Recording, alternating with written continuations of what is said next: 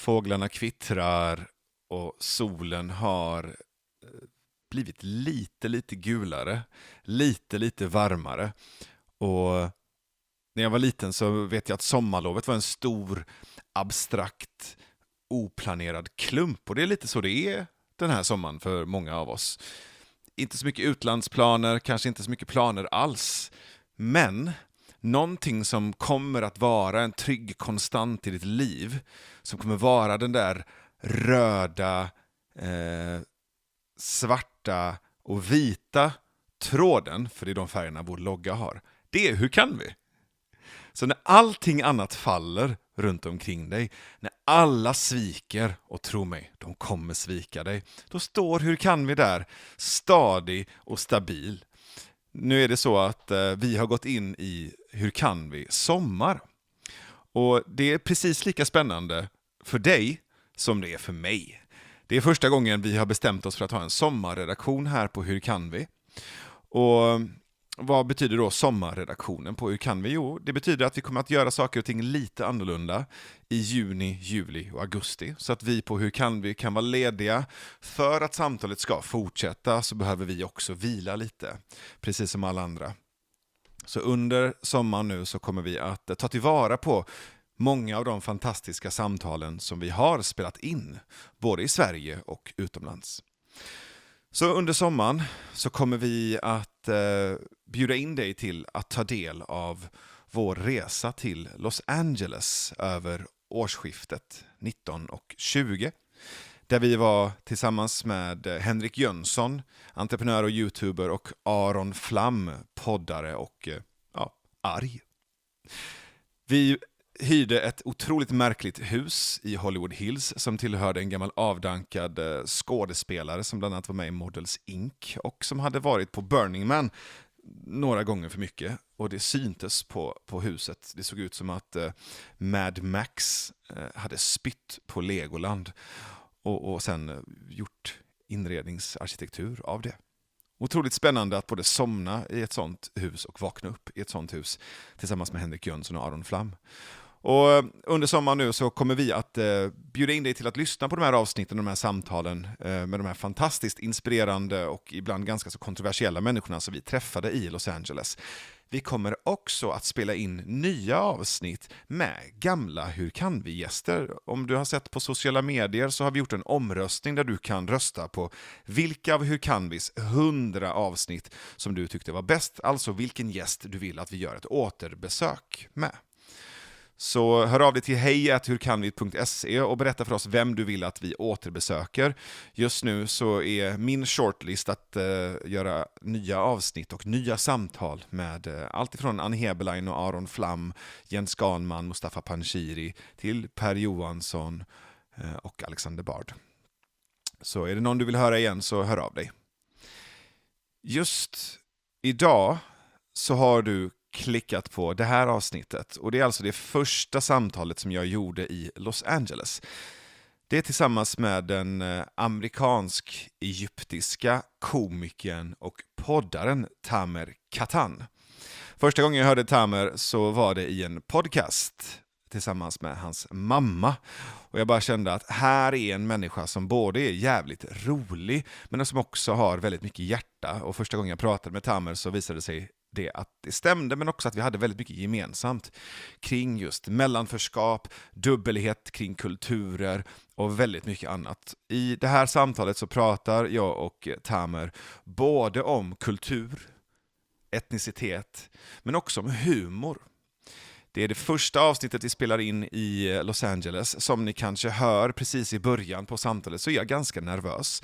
Men jag och Tamer, vi löser det genom att dricka vin. och av någon anledning så blir det mycket mer avslappnat. Jag vill tacka dig som stöttar oss på Patreon. Du som inte gör det än, gör det. Gå in på patreon.com/hurkanvi. Och där får du tillgång till våra livestreams från Hur kan vi live. Du får också avsnitten reklamfritt och ibland för alla andra, plus lite andra sköna förmåner. Så gå in på patreon.com/hurkanvi för att bli månadsgivare, för att vi ska kunna fortsätta göra de här samtalen. Och har du inte möjlighet till det och bara vill slänga in en liten swish för att stötta vårt arbete så är numret 123 124 7733. 123 124 7733.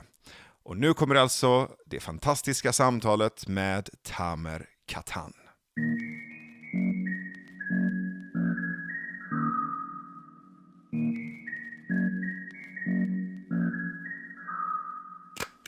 Have you ever done a check-in? With my therapist. Yeah, yes. exactly. It's that kind of check-in. Sure. So I would like to check in with hopes and fears. Okay. So name one hope, like something you hope for in this conversation, and something that you fear. And I'll do the same. Okay, cool. Hope for specifically from this conversation. Yeah. Hopes and fears. Hopes and fears. Okay. Hopes would be make a new friend, have a great conversation. That's a big thing. I'm a lifetime student, so there's this great quote that I used to have in my bedroom. It said, "I'll never let school interfere with my education." It's like a Mark Twain quote that I really like. And I think I've stayed a lifetime student, so I like having conversations with people, especially face-to-face.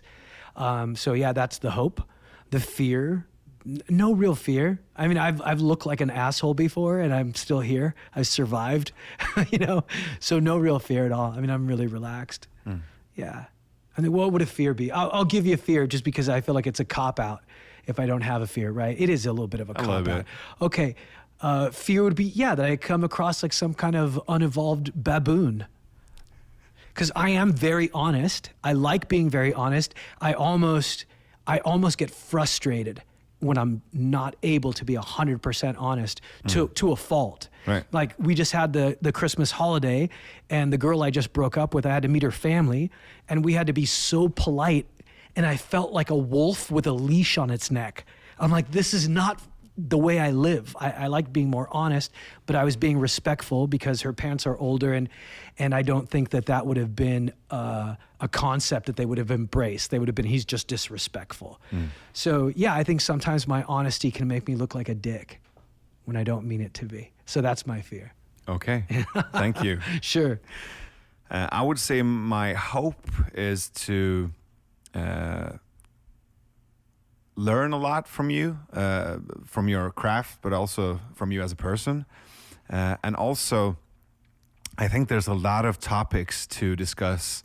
When we talked on the phone, we talked a lot about how it is to grow up with like double cultures. Yeah. And we call this thing like the in-between ship, Yeah. in between countries, in between cultures. Yeah.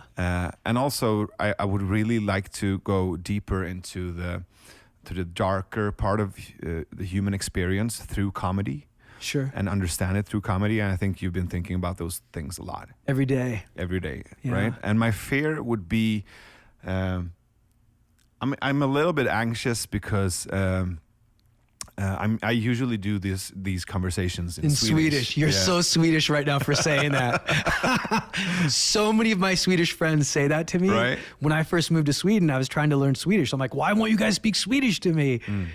Or English. Or they actually kept speaking English with me until I'm sorry, it's the other way around. They wouldn't speak English with me, and they'd feel self-conscious until we drank. Right. Then their English was perfect. Because it was this, I think it's a very Scandinavian thing to have that. Or it might have been a subtle way for you to ask for a drink. Yeah, maybe you're right, yeah. Maybe we should have some wine. I do have a very greedy liver. I would love to have some wine, actually. Let's do it. Could we have some wine? For reals? Oh, I would love that. I don't usually drink. Oh, you don't drink booze at all? I wouldn't say at all, but not that much. But I would love a glass of wine right now. Good man. Okay. Let's do it. Let's do it. Why not? So, I think my first question, or the first thing I'm curious about, is because I saw this Netflix special with Daniel Sloss. Oh, yeah. Sloss? Yeah, this young He's a guy, great comedian, Scottish guy. Yeah. I love him. Speaking about darkness, right? Yeah. And there was this moment in his life during a family trauma that he was like, it was almost like his body decided to be funny. Do you have a moment like that where you realize, or maybe afterwards realize, that was the moment I realized I needed to be funny? Yeah, I mean, it kind of ties into the in-between thing, right? Like, I had a Muslim dad and a Jewish mom. I was an Egyptian now living in America and hyper westernized. So people in Egypt told me I wasn't Egyptian anymore. People in America told me I'll never be American. And then I found comedy, and I started being funny. And I go, well, I know what I'm not. I know what people are constantly telling me I'm not, but no one would say I'm not funny. And so funny became my identity. It was actually what made it scary to get into stand-up comedy, because I was afraid I'd lose the only identity I had. Like, what if I tried this thing and I wasn't funny? Then I would lose the only thing. And then I had this guy explain it to me. He goes, being funny is like being tall. Being good at stand-up is like learning to play basketball. You'll still be tall, but you have to learn to dribble and pass and shoot to become a professional basketball player. Right. To become a professional, it's a craft, and it's gonna take a long time.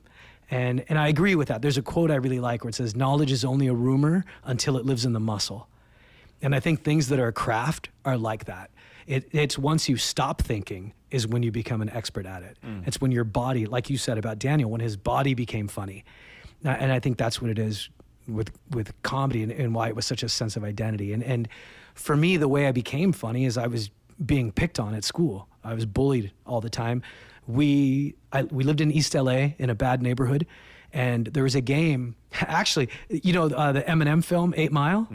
So they were doing battle rapping, right? Battle rapping in the streets was called playing the dozens.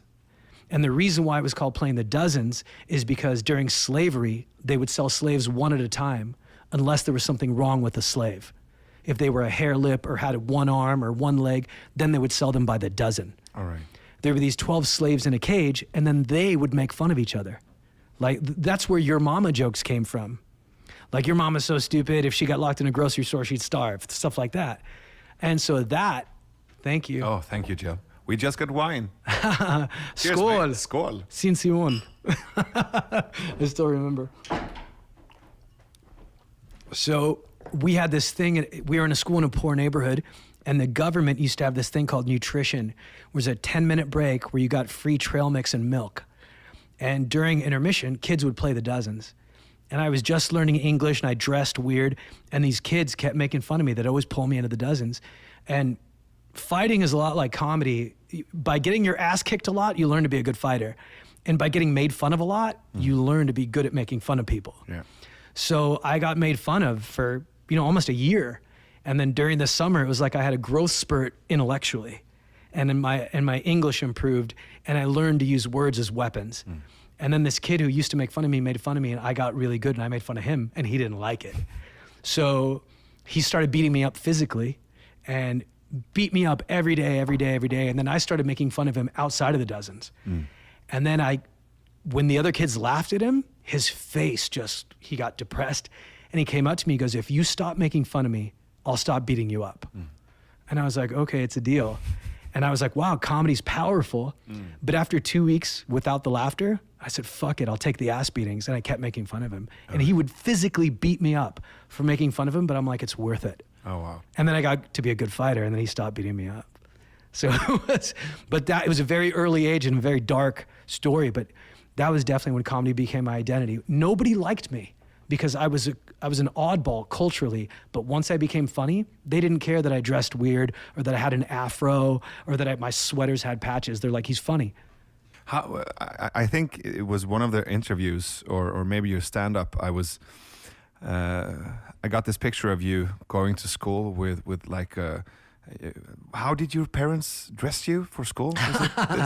Oh my God. In Egypt, we went to school in suits. Yeah, it was a suit, right? It was a suit, man. She sent me to school and I didn't have a backpack, so I had to carry on luggage. So I looked like a tiny businessman, like going to a real estate conference in Phoenix, and all the other kids were like, who the hell is this kid? Even in class, when you ask a question in Egypt, when the teacher asks a question, you answer, you raise your hand and then you stand up and give the answer. And these kids were like, what an idiot. And they because it was just, even if it's slightly different, we're taught that that's an other, that's an outsider. Yeah. Anything I did was outsider behavior. So I got picked on relentlessly. It's funny too, because in America, they think racism happened after 9/11. It was way before. When I was a kid, if they talked about gas prices going high, I'd get beat up at school. You got beat up because of the gas Because prices? of gas prices, yeah. Because back then, if gas prices went high, their parents at home would be like, oh, fucking Arabs this, Arabs that. Right. And then the kids would go to school and go, oh, I know one of those. And then they'd beat me up. So I used to watch the news like a weatherman, and be like, oh, today I'll have a light beating with a chance of choking. Or today I'm going to get the living shit beat out of me. I should wear a helmet. Yeah, depending on how many stories they had about Arabs, I knew what was going to happen at school. That's so messed up. Super messed up. But I wouldn't change it for the world. I mean, it made me a stronger person. It made me a fighter. Yeah, that's what I'm thinking. I'm also thinking about the slaves, the 12 slaves in the cage. Isn't that crazy? It is crazy, but it's also very human. It's beautiful. Yeah. In that darkest hour, you use comedy to use your sense of humor to actually, like, not in a symbolic way, but I think like in a physical way to 100%. survive. 100%. It's like in the concentration camps or in prison. Yeah. People I think they use comedy as a way to survive, because comedy creates this sense of distance. Yeah. And it's also a way to gamify meaning instead of going into depression. Yeah. Right? 100%. So I totally get that, because when I was 2 years old, during the war between Iran and Iraq, so my mom used to run down the shelter, and I was sitting in her lap. I don't remember this, of course, but my mom told me the story several times. So I was just sitting in her lap. I was so afraid, and then my uncle, he's this like famous comedian and actor in Iran. He used to do impressions, like in the shelter. Wow. He used to like put a towel on his head and do impressions. Wow. And then like all the adults would laugh, like actually like during the bombings. Yeah, so that the makes shelter sense. would be shaking of bombs, and he would be doing Amazing. impressions. That's so beautiful. It is. It's so beautiful. So it's not just humor. It's a way to survive. 100%. Yeah, I love it. It makes me proud. It makes me proud that I pick that as a profession, and it makes me proud of the people that I'm friends with that pick it as a profession and make people laugh. It's beautiful. So you were 8 years old when you moved from Egypt to the States, right? Yeah. With both your mom and dad. Yeah. My dad came first, so he was here for like a year, and then I came with my mom. So it was weird. I had to the first time I saw my dad, he looked different, because we didn't have FaceTime or anything back then. Right. It was just all of a sudden I was looking at a man that had a mustache, and I was like, "Who's this guy?" He looked different. Yeah. And your mom was, or maybe I would say your mom is Jewish? Yeah, well, she's not religious, but by heritage, yeah. Neither of them were like actively religious. Like culturally. Just culturally, Culturally Jewish. Your mom was culturally Jewish, and your dad was culturally Muslim. Exactly. That's an interesting mix. Yeah, I love it. It's like Romeo and Juliet had a kid. But when they met, my dad was in a Beatles cover band. And oh, really? Yeah, I mean, they were so westernized. Like when I was in college, I had a report on Islam. And I asked my dad, I'm like, hey, can you help me with this report? What are the 5 pillars of Islam? And he goes, I don't know. And I'm like, you don't know? That's like Islam 101. Like, how do you not know? He didn't know. So it was like a thing where in Egypt, it was like 90% of the population was Muslim. So it was really, it wasn't a thing that, even his name, my dad's name was Muhammad, but there's so many Muhammads in Egypt that he went by Tino. So even his name was de-Islamized. You know what I mean? So yeah, I grew up away from religion until about college. I became really fascinated by it, but I was almost fascinated by religion the way people are fascinated by cults. It was like from a distance. I want to see it from a distance, and I'm impressed by the behavior that it makes people have. But I think I was an atheist at a very young age, So you don't believe in God at all? No. Afterlife, nothing? I believe in God the way people believe in the lottery. Like if there's 10 people in an office and say, hey, let's all chip in $2 and we'll all go get these lottery tickets, I'll be like, I don't want to be the only one. Here's $2 worth of belief. You know what I mean? Like, I don't know. I don't know that it's too similar to other stories that were designed to control behavior. Right. A bearded man who lives above us, who knows when you're good, who knows when you're bad. If you're good, you get good things. If you're bad, you get bad things. Is it Jesus or is it Santa Claus? And I know Santa Claus was designed to control the behavior of children. And I feel like it's just so similar to religion, where it's designed to control the behavior of people. And two, I studied social psychology, and I know that architecturally, we're designed to live in groups of 200. That's it. Yeah. We're not supposed to be in bigger groups, and the only way they control us in bigger groups is a shared fiction. Right. Now, whether that shared fiction is a religion or the idea of a country, which is fake. There's no such thing as country. John Lennon had it right. There's no religion, there's no countries, none of that. It's like when you're a kid and you go, that's lava and that's safe.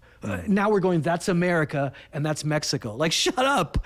It's the same. I mean, both the country borders, like the idea of nationalism, but also religion. I mean, I don't actually care if we play that game, as long as we talk about it being a game. Yeah, it's like going to the movies. I mean, when I go to see like Lord of the Rings, I know it's a movie, but I'll dive into the premise. Sure. I mean, I'll do the same with religion. Yeah. And prayer and countries.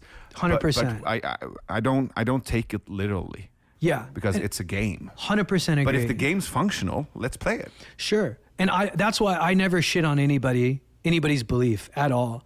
It's like we're all playing the Matrix, and you can pick which pill you want. You either live in a pretty society and you know you're not getting the pure truth, or you live for the pure truth and you live in a world that's a little bit more ugly. And I chose to live in an uglier reality, but I see beauty in it. Right. I see beauty in the ugliness. I see beauty in your uncle making jokes in a bomb shelter. I see beauty in the 12 slaves. I see beauty in comedy. You know, when a flower breaks through concrete, that's beautiful to me.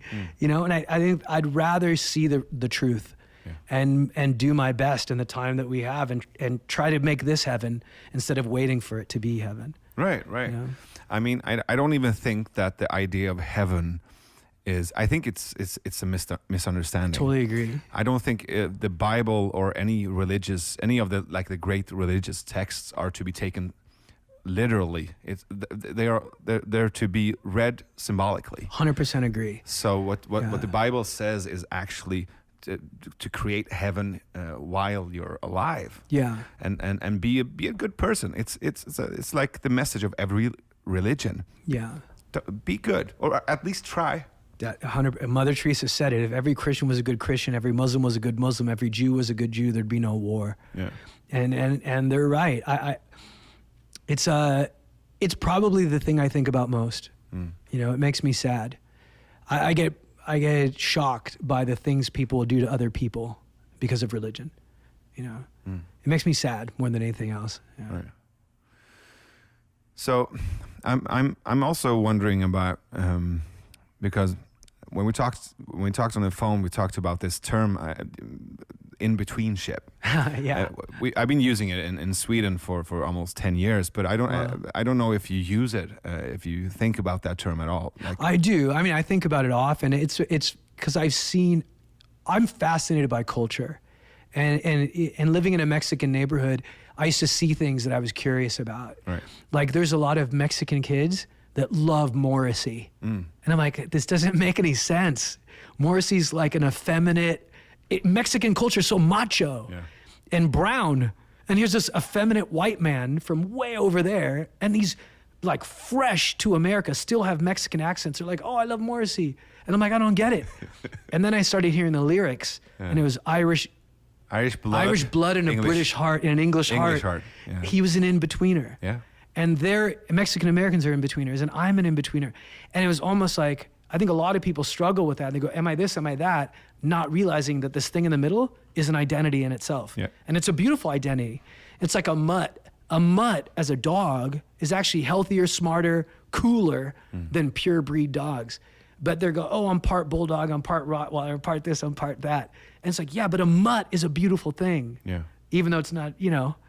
I also think it's a matter of perspective, because not only in this issue, but also a lot of other issues, there's this, like, I don't know what to call it, there's this idea that you need to choose. Yes.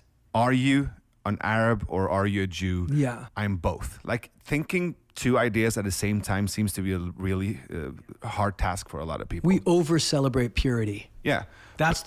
We should have dog shows just for mutts. I mean, it's like the difference between a contradiction and a paradox. So the contradiction is two opposing nodes, and the paradox is like an alchemic melt of the both of them. I like that. Yeah. So I would say that what changed for me was when I thought of myself like half Iranian and half Swede, and then a friend of mine said, "No, bro, you're 200%. You're 100% Swedish and 100% Persian." I love that. And that's just like a switch of perspective. That feels more right too, because it is. Very rarely am I both, unless I'm with someone who's both. Yeah. Do you know what I mean? Yeah. But when they're like my friends, you say, whenever you're in Europe, you defend America. Whenever you're in America, you defend Europe. Yeah. And I go, yeah, because I'm an underdog. And I know what it's like. And I don't like when people overjudge, when people are prejudiced towards something. That's not, the behaviors of a few don't define the reality of the many. Like, I know there's a difference between Egyptians and the Egyptian government, just like I know there's a difference between Americans and the American government. Right. It's the governments that I have an issue with. It's not the people. That's why I think we're all the same. I say it in my comedy all the time. The only thing religion and science agree on is we all came from the same two parents. The only thing that's fake, the only thing that's us and them is us versus people in power. I think power changes people the way a vampire bite changes people. It turns them into fucking monsters. Like, you can't have more than 2 drinks to drive a car. Then you shouldn't be able to make more than $2 million to be a president. I think money, there's even in law, in courts now, they have a thing in American law system called affluenza, where you have so much money that it distorts your thinking, that it makes you sick, like a form of influenza. It's affluenza. And they change. I don't trust overly wealthy people the way I don't trust overly drunk people. They've been contaminated. Maybe that's the punk rock in me. I would say that's definitely the punk rock in you. Yeah. And I was about to ask you, is that really true? I believe that, yeah. Now more than ever, I see it. I see that power intoxicates. And I think that some people can drink responsibly, but a lot of people are drunks. Yeah, so that's a more nuanced perspective of it. I wouldn't say everyone. Sure, well, and there's a difference too. I'm talking about, now, are there people that I know that are millionaires that are good people? Absolutely. Yeah. Are there people that I know that are billionaires that are good people? I don't think so. I think it's too much. And I think it distorts your reality. I think it's very rare for a billionaire to still have a connection to human beings. But that's almost like saying all poor people are good. No, and it's not, I'm not saying that at all. I just think it has an effect on the psyche. You can be a good person that becomes wealthy, just like you can be a good person that becomes drunk. And then all of a sudden your behavior is inconsistent with who you were before the booze. That's what it has an effect on people. It has an effect on human beings. It has an effect. I'd agree with that. But like my dad once told me, you can't be a millionaire and a humanist as one. I agree with him. I think I'm not sure. Here's what I think: a lot of humanity is based on empathy, and I think the empathy starts to dissolve. I think super wealth is like an acid to empathy.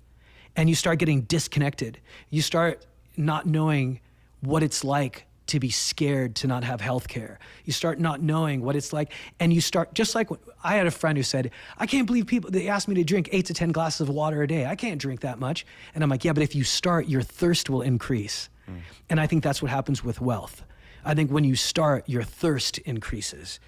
And unless you're like a Bill Gates who gives a huge percentage away, even he's affected by it, but he recognizes it. And I think that's what happens. I think your thirst increases and you start to evolve and become something different. I agree with you that it affects people, but I'm not sure of the whole, like, it seems too simple. Is it like Sure. the explanation seems too simple, and I also think that it depends on what you do with the money, right? Yeah. But I would really love to go back to the whole InBetween Ship, because I'm wondering, when you came to the States when you were 8, and have you ever gone back to Egypt? Yeah. When was the first time? I went back when my dad died. I went back when my grandmother died. Your dad died 11 years 11 ago. years ago, yeah. And then most recently, I went back during the revolution. I performed for like the protesters. And then a guy tried to stab me. Really? Yeah. And so what he didn't like the jokes? He didn't like the jokes. Oh, shit. There was any comic, when you're looking at an audience, even thousands of people, if there's one person not laughing, your eyes go right there. Yeah, the heckler effect. The heckler effect. And there was one guy in the audience, in a room full of laughing people, there was one guy, and he had this thing on his forehead that in Egypt we call a zabiba. Zabiba is the Arabic word for raisin. And it means when you're fundamentalists, Muslims, when they pray, they bang their head on the ground so they get a scar. And goes, I'm so religious, I'm so pious, I pray so much that I've scarred myself. So these are extremists. And I saw the zabiba. And I saw him looking at me and not laughing. And then during my set, he stood up and started walking towards the stage. And I saw him, I kept an eye on him, and then the security guards grabbed him, and he dropped his phone, and they walked him away. And I made some jokes about, this is why we can't have nice things, during a protest. Why can't you be civilized during a protest? That kind of thing. And then they started moving a flashlight around. I'm like, oh, he dropped his phone, it's right there. And then put the flashlight on, it was a knife. And it was like, my home country became a place I didn't recognize anymore. Like even on the way in to the show, there was a brand new Kia, which is like such a modern car. You see a Korean-made car, brand new car with a GPS system, and it was covered in blood. And I was like, oh my God. And my friends are like, oh yeah, you're American now. I'm like, what does that mean? Is that blood? And they go, oh yeah, some people are really religious and they sacrificed a sheep or a goat and covered their car in blood. And I'm like, dude, when I was in Egypt, it wasn't like that. That kind of stuff, that hyper religious, it's almost like a regression to old Egypt. And it's funny because when I was in Sweden, I met a guy who was a social psychologist, and we saw a woman in Sweden with a beehive haircut. And he goes, let me ask you something. Do you think that woman is fashionable? And I said, no, but she's stylish. And he goes, no, but is she fashionable? And I'm like, no, she's outdated. And he goes, do you know why she wears her hair like that? And I'm like, no. He's like, because in the 60s is when she felt most beautiful. So she's holding on to that time. And he goes, and that is your people. And I was like, what do you mean? He goes, your people hold on to the past because that's when Egypt was greatest. Right. That's when Egypt was most pretty. So they hold on to the past the way she holds on to a beehive haircut. And I was like, whoa.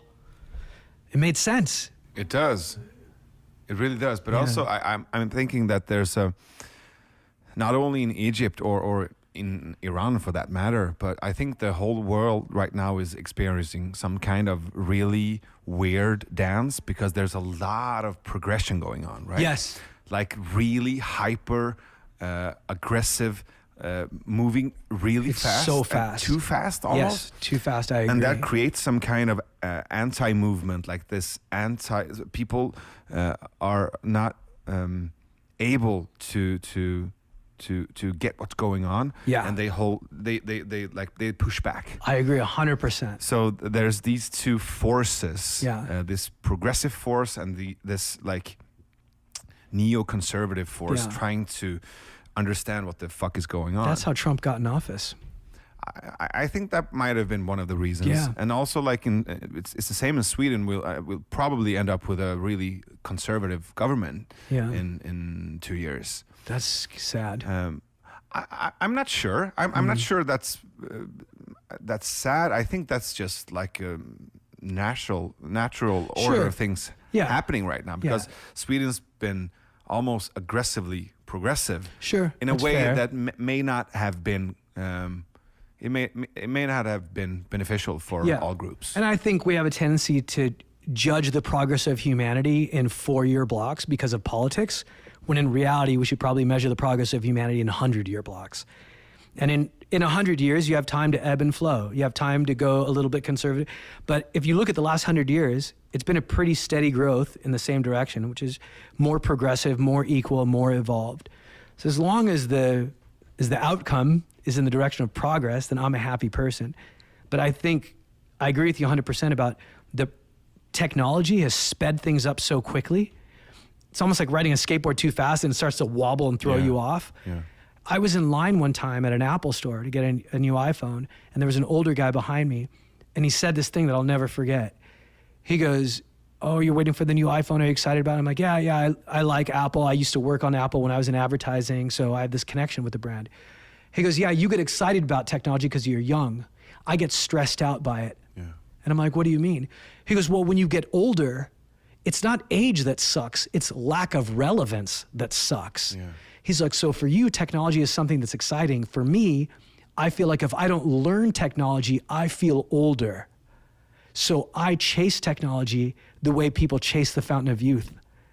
And I never thought about the pace of society is making people feel older faster. So now there's these, maybe in the 50s, people didn't feel older till they got in their 60s or 70s. Now people feel old in their 50s. Yeah. Because there's so much technology happening, so many things happening so quickly that now you feel old if somebody goes, "You don't know what TikTok is?" It's like, what the fuck is that? Like there's new stuff happening so quickly.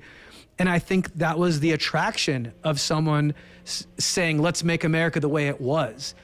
The subtitle is let's stop change. Yeah. Yeah. But I think age is one layer, but also where you live. Yeah. I mean, you talked about relevance, right? So when imagine you live like in mid-America or in Sweden, more in the rural parts of Sweden, not in the cities. Yeah, I prefer picking rural Sweden than middle America. Yeah, but I would say like if you lump those people together, which may not be fair, but I wouldn't feel I wouldn't feel at home in Sweden if I were living in some small town. Sure. And I watched the news. And all the journalists and all the people, in the news are living in these urban areas, talking about subjects and Makes sense. technology and also like talking about all these different kind of progressive movements. Yeah. And I couldn't relate to that. Yeah, And I totally get that. And when I was in college, I learned this thing where they said Maslow's hierarchy of needs. Right. There's a social psychologist who said, actually, the strongest human drive is the drive to belong. Yes. More important than food and shelter. Mm-hmm. And he showed us this experiment where these chimps, on one side of a cage, they had a blanket that smelled like their mother. You know this? Yeah. And the other side was food. And they would starve to stay with their mom. Yeah. So if you think about it from that perspective, the reason why there's this increase in conservatism is because there are people feeling like they're being erased. Yes. Even if you look at the Nazis that were in Charlotte, North Carolina, they kept saying, "We will not be replaced." Yeah. And for some reason, nobody ever asked them, "What do you mean by that?" You know what I mean? Yeah. They just say, "Oh, they're just skinheads. They're just Nazis. Who care?" I think we should examine what they're saying and why they're saying it. There were people talking about how could housewives in the South not support feminism? And when they took the time to speak to them, some of them felt that feminism didn't include a housewife as part of the future of being female. And then feminists were saying, "Well, we never said that." And said, "Yeah, but it's not about what you say. It's about how you make them feel." Yeah. And if you made them feel like you were erasing them, then you motivated them to the highest degree, because the strongest human drive is the drive to belong. Yeah. And I think that's the problem with the hyper-progressive people, is that they're making conservatives feel like they don't belong. Yeah. And if they did, we'd probably all be getting along better. I would say like one of the some of the really tough obstacles for I would say the Democrats in the States is like the judgmental part, but also like the arrogance. Yeah. Because they talk about inclusion, but real inclusion is really, really hard. It is. It's like dirty work. Yeah. And you need to confront like your own shadows. 100% agree. Yeah. And to be able to talk to someone on the conservative, like someone conservative or even someone with racist point of views, it's really, really challenging. I've been doing it on my Swedish podcast, and it messed like my a lot of my relationships. It's hard. It's hard, and people think that if I talk to someone with a different point of view, they automatically believe the same thing. Yeah. But what I realized by talking to a lot of people from different walks of life is that, as you say, everyone wants to belong. And when I talk to people who were like former Nazis or ex-Nazis or who used to belong to the right wing, they all say the same thing. Wow. They say that I wanted to be a part of something. Yep. I wanted a meaningful narrative. I wanted a connection with a group, and I didn't want to be alone. And these were the only people that accepted me. Wow. So that's basically saying that we failed. Yeah. We failed these people. Oh, that's so beautiful. I love that that gives me hope. It really does. It gives me, because it means we can fix that. Yeah. That's something we can fix. It's not this impossible, unsolvable, not. We can fix that. Of course. It's self-reflective. I think Democrats do, it isn't this, it's this team mentality, this sports team mentality, us versus them. Yeah. Where and politics is at fault for this, because that's the way you get votes, is you make them feel like the opposition isn't different, they're the enemy. Yeah. And then so we treat people who think differently than us, there's this evolution where now we think our neighbor is our enemy. Yeah. Instead of going, they're just different than me. And this is, my grandfather used to say this, I really like this quote. He said, listening is the cost of being heard. If you want someone to hear you, then you better spend time listening to them. Yes. And there's so many, like John Fugelsang is this comic who said the internet was at its best when it was used for information and at its worst when it was used for affirmation. Like now people just use the internet to validate that they're right instead of seeing the perspective of the people who think that they're wrong. But that's also like an evolution. I think we're just in the beginning of getting to know internet, the internet, but also ourselves within the ecology of the internet. Yeah. I don't believe that we actually know what it is yet. Yeah, you're right. Because the metaphor in the beginning was that the internet was like this huge collective brain. But I think it's so much more. Yeah. Now, like when we're in this second phase of the internet being more social, like more of a dialogue. And then I believe it's more than a brain. It's like a couple of lungs. Yeah. It's a heart as well. It's a pulse. Yeah. It's more organic. Yeah. So we're just getting to know this phenomenon. And then I think we need to be humble and to ask and to be curious instead of thinking that we know what it is. Yeah. I think like, I heard this guy say one time that human beings are great at building dams, but they're very bad at predicting the damage that a dam could do to an ecosystem. I think that's what the internet is. We built a great tool, but we're very bad at anticipating the damage that it did.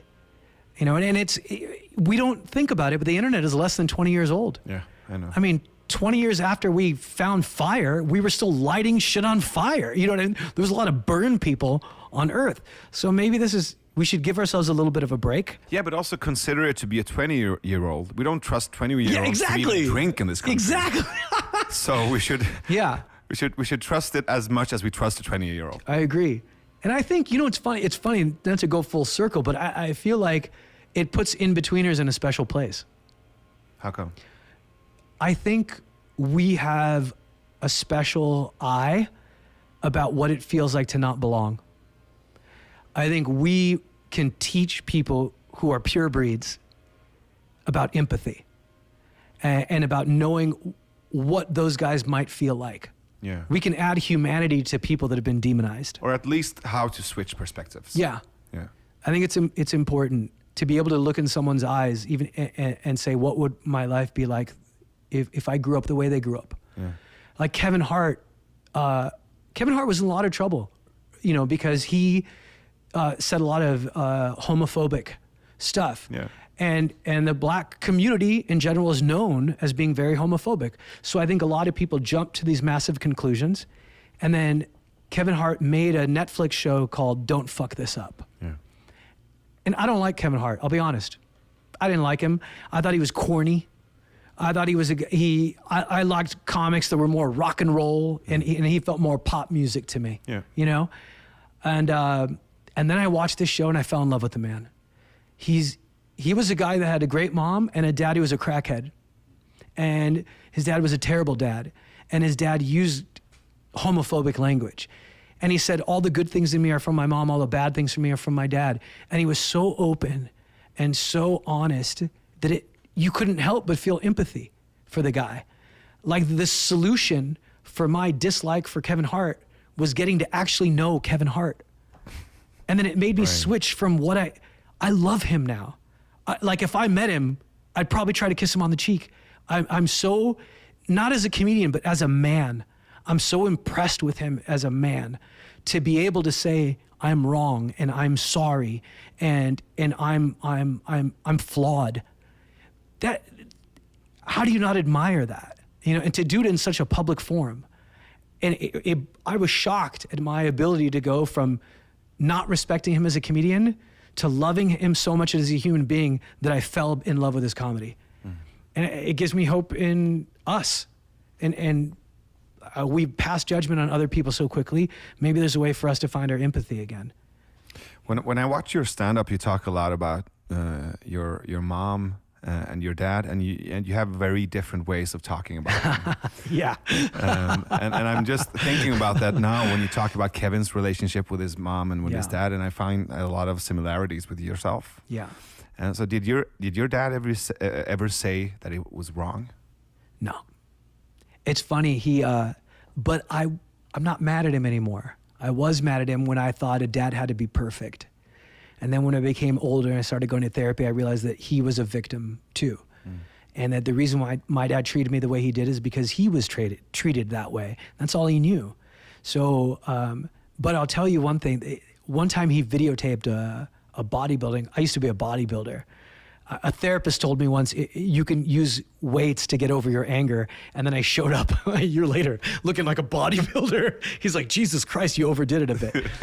But my dad was into photography and videography, and he videotaped a bodybuilding contest. So he came with my mom and videotaped, and I got third place, and the audience erupted in boos. They all, because they all thought I should have won.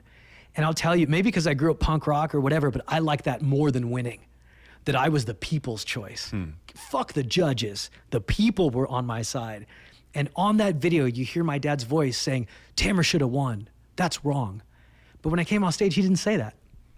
He said, third's pretty good, and never said a word. But after he died, I could hear it in the video. And on VHS tape, I rewound it and played it so often that that part of the tape turned to static. But it was like he was so greedy with his compliments. He never gave compliments, but after he died, I found that one compliment on a VHS tape that I replayed it so much that it fucked up the tape. But it was like, it's the one thing I hate about Middle Eastern culture. We don't show our humanity as men. Like a man is supposed to be a rock and supposed to be this, it's supposed to be, what about loving? What about kind? What about showing your son that it's okay to be flawed? And, you know, he was very macho. He was a very macho guy because he grew up in a macho culture and they didn't believe in therapy. And my dad had PTSD. But in our culture, only crazy people went to therapy. So, man, I lived off that piece of tape like the way a person stuck in a desert would live off the water in a cactus, you know? But how does that affect your connection with your own masculinity? I mean, your dad is like your psychological model for being a man. Yeah, it fucked it up. I think there's a lot of guys that look like me in Hollywood. A lot of guys that look bald heads, tattoos, motorcycle jackets. It's a look, and I recognize that. But inside that look, there are good guys pretending to be bad. And I think I've dated a lot of girls who hope that I was that. But then there's few guys in there that are bad guys trying to be good. And I think I'm a bad guy trying to be good. And I feel like a werewolf sometimes. But the moon, my moon is less predictable. I don't know when it's gonna happen. I'm afraid that my dad was a vampire and that he bit me and that I'm a vampire now. And I have to, if I love someone, I almost want to break up with them because I'm afraid of that I might treat someone the way my dad treated me, or if I have a kid, I might treat that kid the way my dad treated me. And thankfully for therapy, my therapist told me that the fact that I'm afraid of that means that I won't be that. But it's hard for me to feel that I was infected, because when I get angry, I get ugly. I become my dad, or I become my dad's illness. I have the same illness. So I want to be more like the vampires on Twilight than the vampires from Transylvania. But I do feel like I have an emotional illness that my dad infected me with. And I have to go to therapy, and I have to meditate every day. And it's a new thing for me. You know, like it's the paradox. We spoke about paradoxes before. When you're on a plane, they tell you to put oxygen on yourself before a child, which is so counterintuitive, right? It is. It almost rocks you. Yeah. This notion of putting a mask on yourself before a child, it's crazy. But what the reality of that is, if you don't take care of you, you can't take care of that child. And what I've learned is, with this emotional illness that I have, with my anger, is if I don't take care of me, which is disguised as selfishness in my culture. Yeah, I know. In my culture, it feels like selfishness. In American culture, I've learned that it's not selfishness, that it's actually loving for me to be selfish. It's loving for me to take time to go to the gym. It's loving for me to take the time to meditate. It's loving for me to tell people I love, leave me alone and let me go in this corner and write. Yeah. Because when I feel whole emotionally, then I'm the best version of myself. And that's what the people that I love deserve. I think it's like, again, I think that it's a double thought. It's like a paradox, because so you have the illusion of the choice between selfishness or being like a victim who does like everything for everyone else but doesn't take responsibility for yourself. Sure. Right? So you have this illusion of a choice, and I don't believe in that kind of binary choice. Yeah. So I think it's both.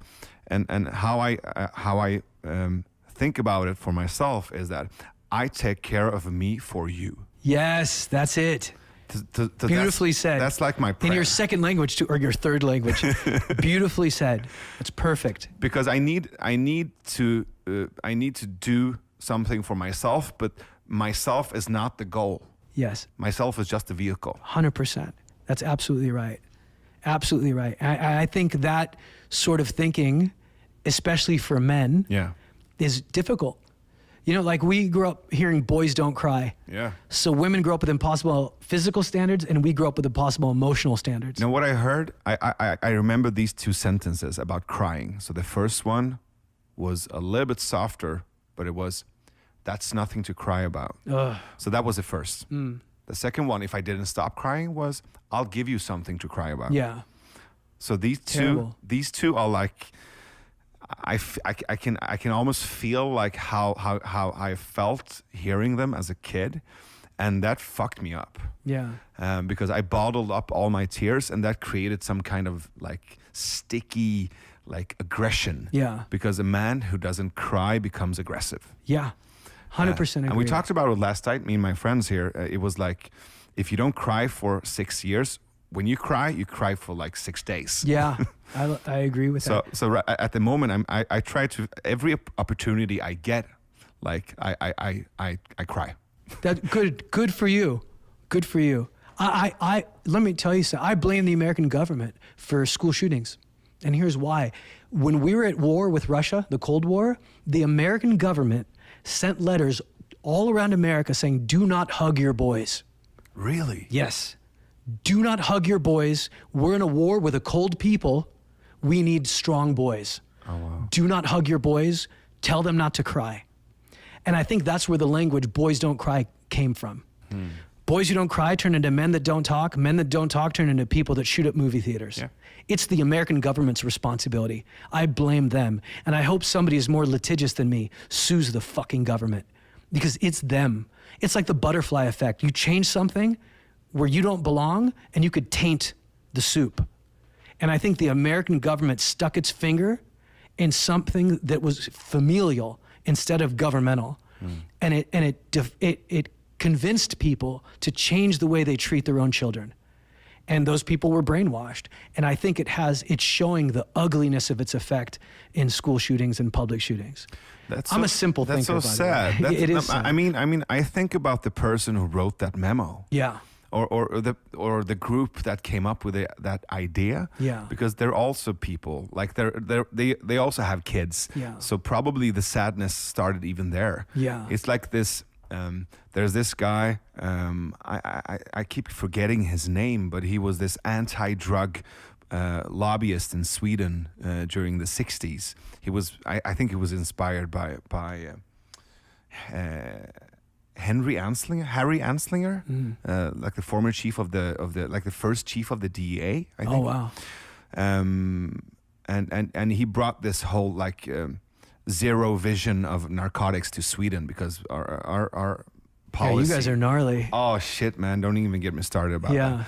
So he was like the lobbyist who created this anti-drug movement in Sweden, and we have really messed up discussions about drugs in Sweden at the moment. It's so weird because everything else is so progressive. I know. From an outsider's perspective. Well, yeah, exactly. It kind of shocks me. It's a facade. Yeah. It is. Yeah. But he was educating the politicians and police force to become this like really aggressive anti-drug movement. Yeah. During the 50s and the 60s, and he had this son who had autism, and the doctors said that he could have cannabis oil to prevent him from having seizures, but the guy, the lobbyist, was like, nah, unbelievable. That will mess my brand up, so don't give him that.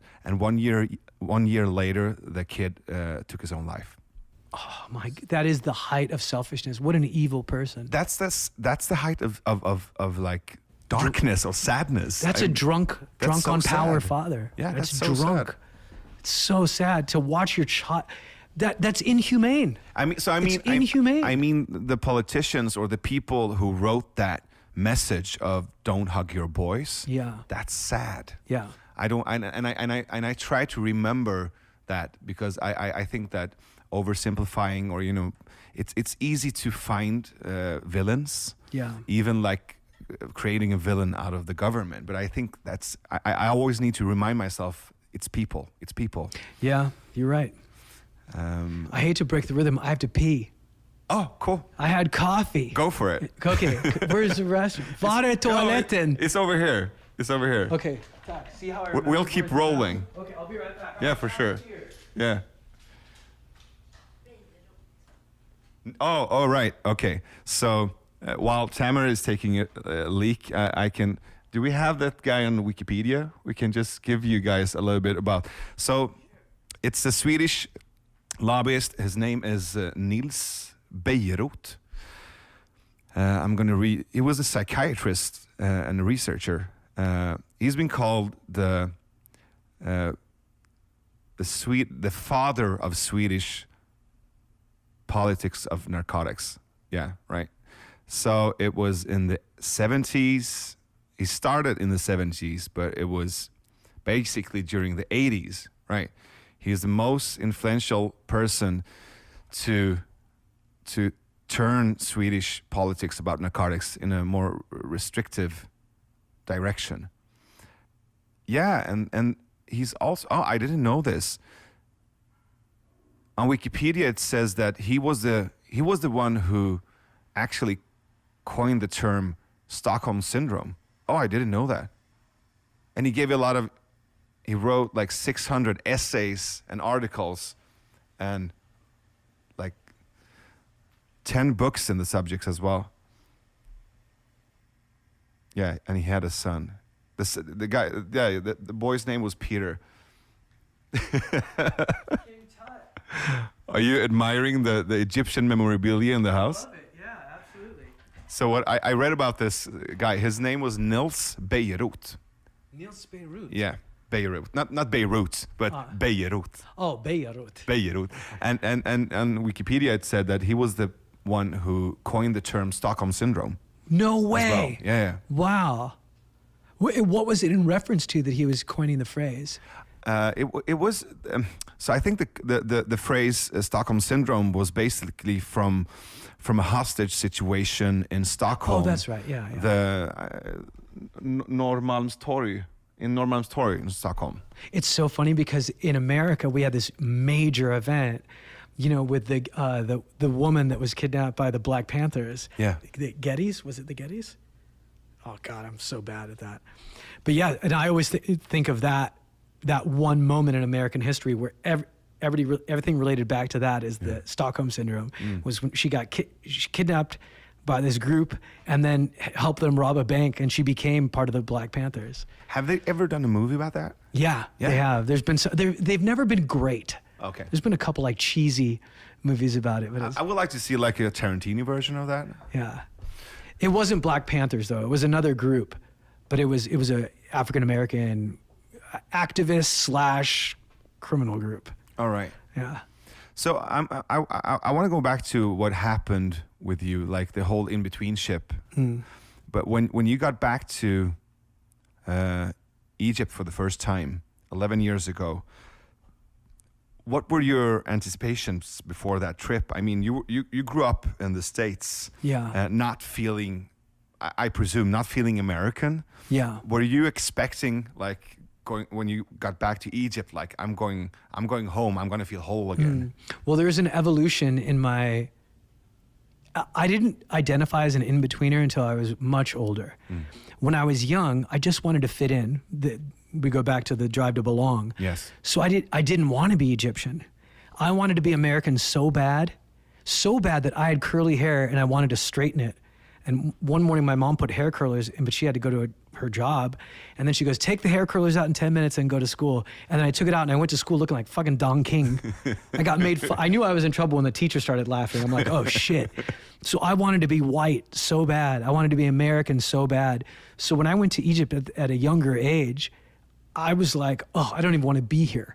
I just want to be back in America. It was really sad.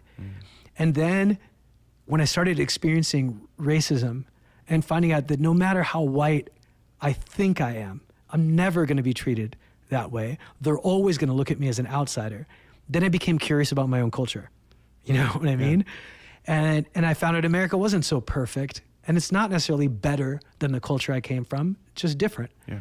And then I started getting into Egyptian culture. So I went to Egypt once as my American Tamer, and then I went to Egypt again as fully Egyptian Tamer, and then I went to Egypt the last time where I was an in-betweener. Right. And I was both, and that was the most clear perspective I had.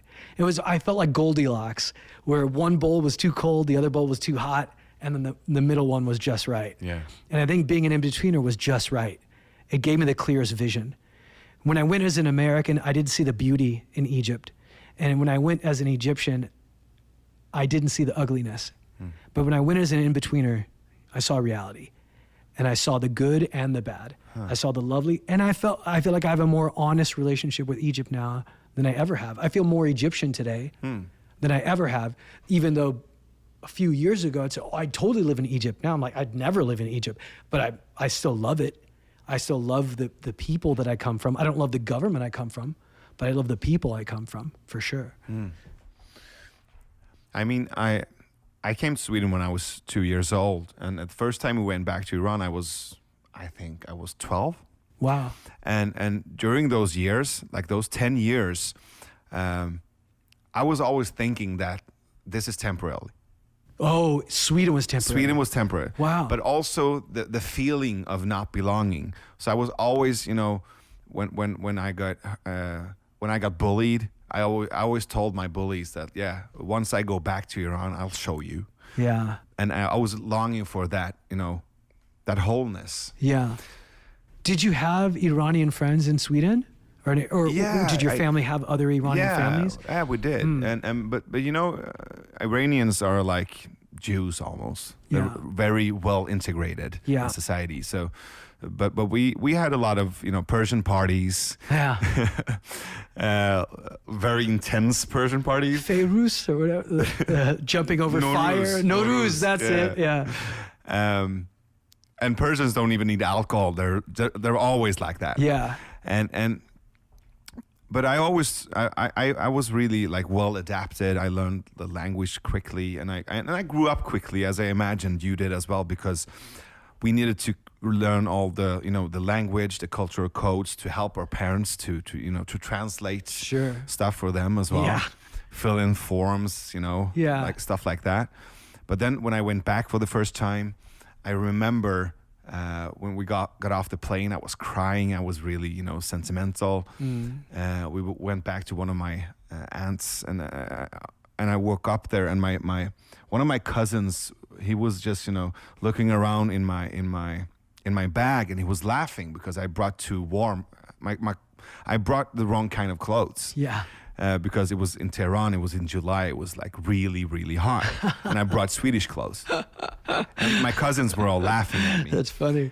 So my cousins brought me to this store to buy me new clothes. And I was when we entered the store, I was just, I saw the guy, the owner and his son, and I wanted to impress them. Or actually, I wanted to impress my cousins. So I just started to, speak really polite Persian, saying hi. It takes like 15 minutes to say hi because you need to ask about every relative and, do all this. It's like a dance. It's like, it's like those birds, when they mate. It's 100%. Like that kind of weird dance that we do. And as I started talking, I saw the expression in the face of the owner changing from a smile to almost like a frown. Oh wow! And I didn't know what was going on. I got really confused and insecure. And when we stopped talking, I turned around, and then I heard the owner saying to his son, "Tourist." Oh wow! And that fucked me up. Wow! They said the same thing to me. That really fucked me up. Yeah. Because I was like, "What? No. I'm like you guys," and they're like, "No, you're not." Yeah. We could see you from a mile away. A mile away. Same thing. Yeah. I and can that when I came back, like as a 12-year-old, like wow, as if puberty wasn't confusing enough, I was really messed up. Yeah. And angry. I could see that. Yeah. Wow, that's heavy. It's so great that you have such a clear picture of the moment. You know what I mean? It's so heavy. It's so heavy. I had a very similar experience. Yeah. Where we were at a restaurant. Now here's the thing. I left Egypt when I was 8. So my language software was 8 years old. So when we went back to Egypt, I'm like, I speak fluent Arabic. And we were at a restaurant, and I'm like, oh, I have to go to the bathroom. My uncle goes, oh, it's hard to get to. I'll go with you. I'm like, what do you mean go with me? I'm a man. I know how to speak Arabic. If I need, I'll ask the guy for directions. And I went up to this waiter, and I go, I thought I said, excuse me, where's the restroom?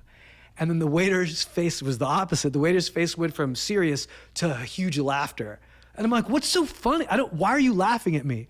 I'm like, I just said, where's the bathroom? He goes, do you speak English? I go, yes, I speak English. He goes, sir, you didn't say, where's the bathroom? You said, excuse me, I have to go pee-pee. And I was like, oh my God, it's so embarrassing.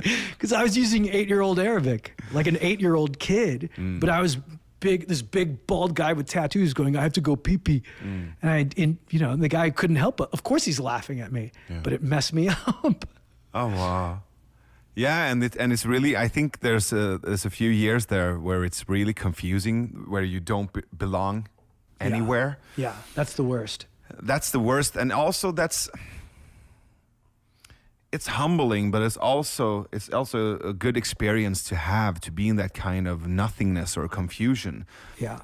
Because it makes the second chapter even more valuable. Yeah. But I think it was one of my best friends, Ashkan, who told me he was really angry and like frustrated with me and told me to stop presenting myself as half Swede, half Persian. He's like, we're not half anything, we're double. I love we're that. 200%. Yeah. You're 100% Swedish and 100% Persian. What does Ashkan do for a living? He's an entrepreneur. It makes sense. Yeah. He's optimistic, hopeful. You know what I mean? Yeah. That's such a great thing that he said. Yeah, he's beautiful. a brother from another mother, and he's like one of my closest friends. And always when I go to like too much into my victimhood, he always picks me up. That's great. Yeah. That's you're really lucky good to have writer. that. That's awesome. I am. Yeah. And after that, I started to treat my in-between ship as a strength, you know? Yeah. So I was thinking that, well, people always talk about thinking outside the box. I was brought up in between the boxes. Yeah. I know how to go in and out of boxes, and that's a really good superpower to have. 100%. But after a while, I also realized that it's not only people like you and me or Ashkan who are in the corridors between the boxes. There's a lot of people there if you start looking, like Morrissey. Sure. Right? Yeah. So there's also there's the ethnical perspective, but there's also like this existential perspective, like people who don't fit in because of, existence being confusing. Yeah. And they chose not to be in a tribe. Yeah. And they chose to be in between tribes or have many tribes. Yeah. And I think that will grow as we see, like the in the years to come. I think we'll see more people not only belonging to one tribe because of the internet. Yeah, I agree. It's funny because I have a friend who's a social psychologist who says, like, I used to do youth marketing for skateboarding and stuff. And he said he's all for Gen X, they use this methodology. He said, but for millennials, yes, it's the same life stage, the 18 to 24, but there's generational dynamics that you have to factor into the behavior. So for example, I was Gen X. I grew up with no war, no Columbine, no 9/11, no economic distress. And the product my generation is most known for is extreme sports. I'm not afraid to die, and I don't need team members. Right? Millennials grew up with all those terrible things, and the product they're most known for is social media. All my friends with me all the time. Yeah. So, of course, social media becomes this thing, almost like a cocooning or this protection. And I remember meeting in-betweeners who were 100% American, but they were gay. And they were like, I feel like I'm not a part of my own family just because I identified as gay. So I ended up having this crazy group of friends where I was punk rock, but friends with these really effeminate gay guys, and then friends with this girl that was really butch, and then friends with this kid in a wheelchair. And I just liked outsiders. We were like this group of outsiders that all felt like, well, if you won't have us, then we'll have each other. Right. And it was almost like that was a requirement to be part of our invisible gang, is you had to be treated like an outsider in some way. And I'd always stand up for those people. I always loved that sense of justice. More Robin Hood than Jesse James. Like a rebel with a cause is who I liked. Rebel without a cause could go fuck himself. But rebel with a cause, this Robin Hood thing made me feel like that's what it means to be a good person. To help people, to be able to empathize with people and then help them. And I think being an in-betweener gave me that ability to not just look at people that were culturally in between, but maybe people who are socioeconomically in between or gender in between or any of those other. It's so easy to be made to feel like an outsider. I even had a friend who was a really tall girl. And she sat down and told me how awful it is to be a really tall girl. And I've never thought about that, but she's like, that's not the vision of femininity. The vision of femininity is petite. Yeah. She's like, when I sit on a guy's lap, the guy looks small. And most men are insecure. And so men never, and I was like, oh my God. And it just made, I was so thankful for being an outsider because then I could relate to what she said and really hear her. And from her perspective, she goes, you made me feel seen. And her saying that made me feel like, okay, I'm a good person. I made her feel good just by having an interest in her. You know what I mean? So I think it's a gift to be an in-betweener. Yeah, and also like being bullied, being, having all these, traumas and being on the outside, that kind of, sticky, darkness could turn into empathy. Yeah. That helps me connect with people. 100%. If I treat it as that. Yes. It could also be like this weight on my shoulders and creating this victimhood. But it's up to me how to use it, right? Yeah. And I connect so well with that because I wouldn't want to change like a day of my life because that helped me to connect with people. Totally. And to connect with their sadness and with their darkness and with their with their trauma as well. But I'm also thinking that when you talk about this kind of I imagine like this group of geeks and freaks, like the Toy Story crew. Yeah. We were so weird. We were also, it looked like a toy store after Christmas. Like just weird toys that nobody wanted. We all hung out together. And that also connects with like the group that I imagine you hang out with a lot right now in your profession as a comic. Because comics are all like this bunch of geeks and freaks. I hang out with a lot of comics in Sweden as well. Oh, cool. And one of my friends who's here, we're actually right now in his room, Aaron. Good room, Aaron. Really good room. I like the mirror next to the bed. Oh yeah, I haven't thought about that one. It's perfect butt cheek angle. So you're still so you. I imagine you swapped like the punk rock group to the comedians. Yeah. And we talked about it back when we were talking at the pool. I asked you about the level of darkness. How much darkness is there in a group of comedians? And you said that's. I don't think that's right. Yeah. I think comedians love darkness as much as firefighters love fire. Oh, the okay. darkness is what we attack because we hate silence. To me, silence is a parallel to darkness. So if you're silent about things that are quote unquote dark, it's actually that person that's dark. Comedians shine light on darkness and they make the other person uncomfortable. But I think talking about dark things is actually lightness. Yeah. You know, it's a hyper illustration, but I do think that's what we attack dark things. And I think we're rewarded for talking about dark things. You know, like there were things in my childhood that brought me a lot of pain. And to say those things on stage and have hundreds of people laugh with me instead of at me is on par to rewiring, changing the story from a drama to a comedy. Right. And that adds so much lightness. You know what I mean? I know exactly what you mean. It's to me, it's the purpose of being alive. There's a gym I belong to in New York called Overthrow. It's a very punk rock gym. And they have this one slogan. It's like, what are you fighting for? And I like that because it's essentially saying, what's your purpose? You have to fight for something and everything is a fight. So through the lens of being a fighter, what are you fighting for is such a great piece of language. You know, and I love that language. And to me, this notion of evolving as a human being, taking things that once were dark and making them light, that to me is what heaven is. You know, to find lightness in dark things, to find beauty in pain, that makes me feel like I'm doing okay. I'm thinking, I'm almost visualizing the process when you take something out of your body that's dark and then you put it in the light, and the laughter, I would say, is the relief.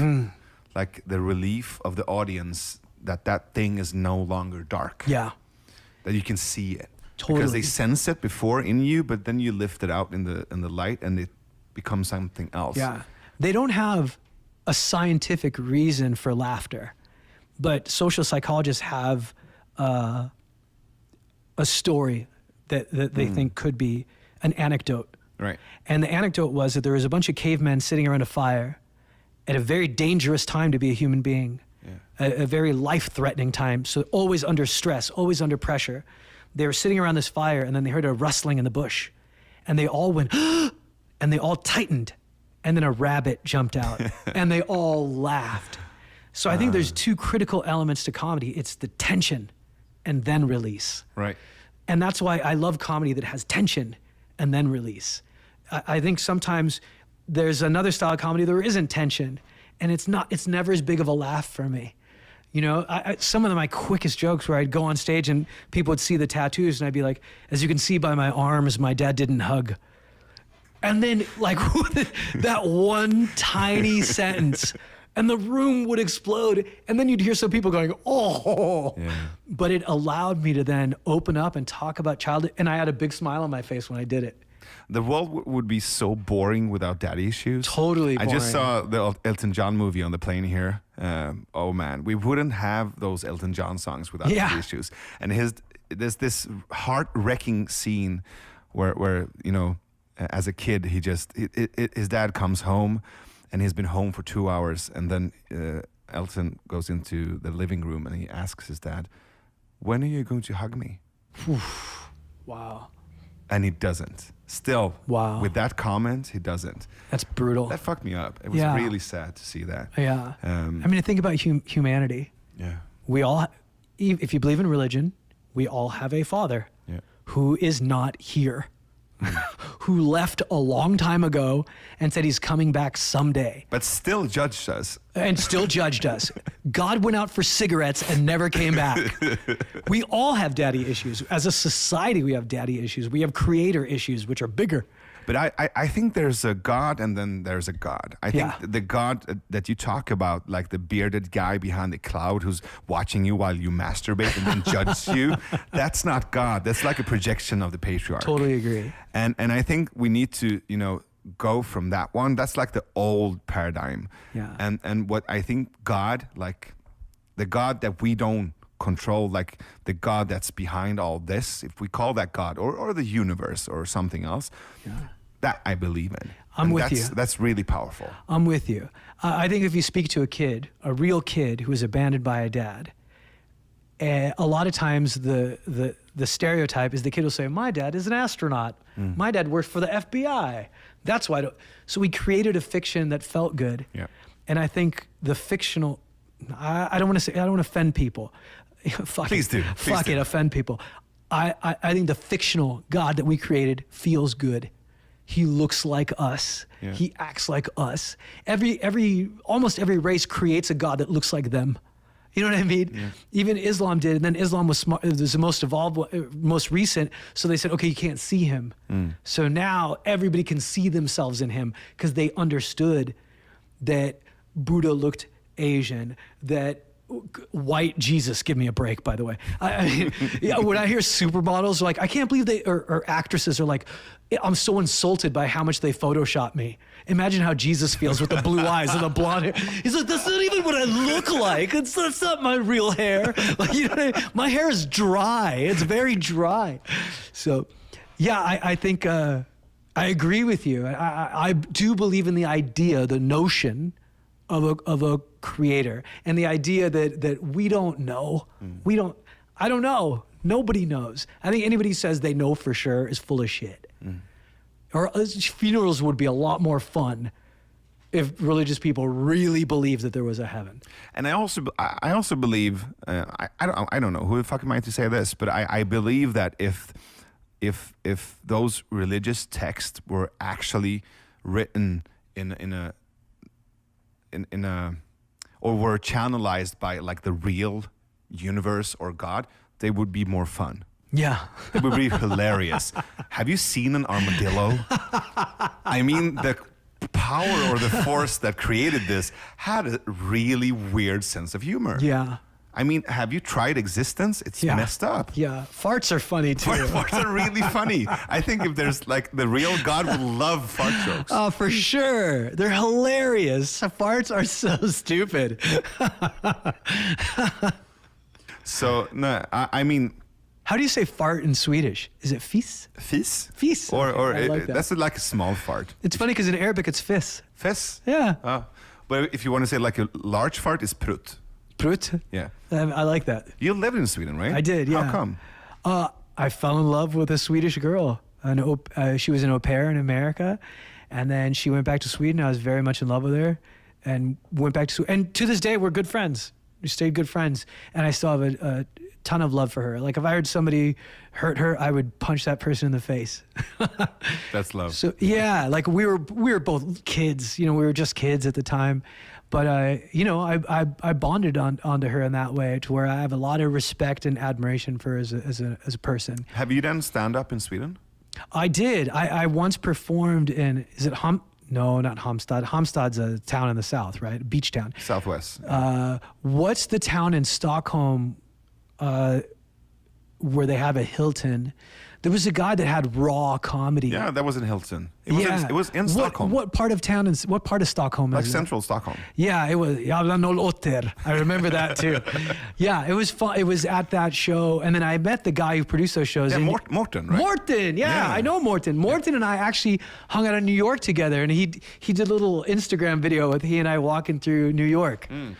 Yeah, he's a good guy. So only once, but I want to be back. It's so funny. On New Year's Eve, my friends called me from Gothenburg to say Happy New Year, and they're like, "When are you coming to Sweden?" Yeah, you should. Because it's been too long. So I want to go back soon for midsummer. Midsummer is great. Yeah. There's like 7 days of sun. You should come. Oh, for sure. Well, I'm really good at kubbe. Is it kubbe? Kub, yeah. Kub. Yeah, I'm still pretty good at kub. I'm a natural.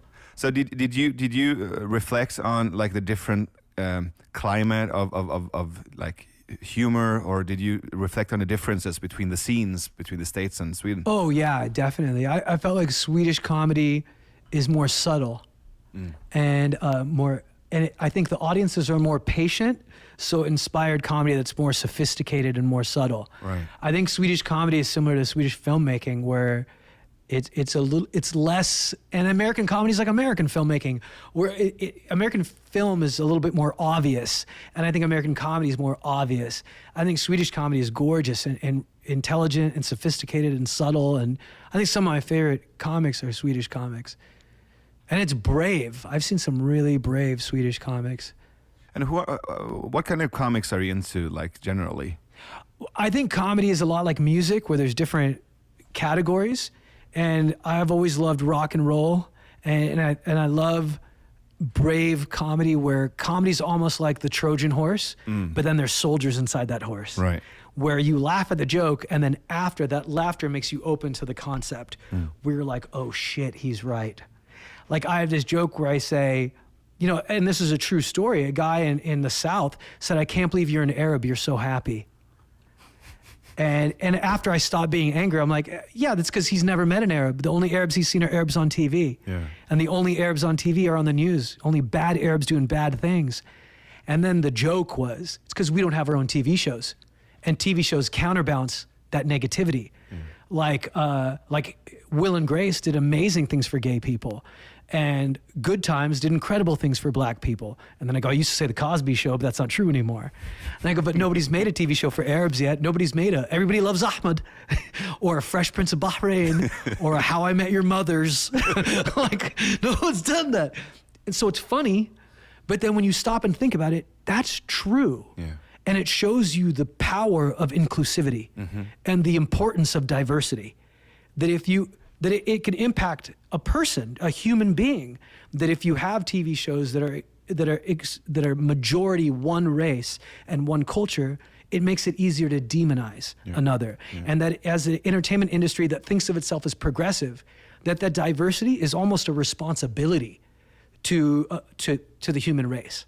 To make sure that it's harder to demonize people, and the way that you do that is by including them in TV and film and storytelling. There are not that many Arabic comics, right? It's hard to say. There was very few. Like famous ones. Famous ones. Yeah, you're right. There's not a lot. You're right. And even Persians, it's like Maz Jobrani. You're totally right. It's funny because I think because I'm so immersed. Yeah. I know a lot of Middle Eastern comics, but for my definition of Middle Eastern in my head is Iranian, which actually isn't Middle Eastern. But Arab comics almost avoid me. Why? I'm not Arabic enough. The audiences that like me least are Arab audiences, because I'm divisive. Right. I fuck up their sense of identity the way they fucked up my sense of identity.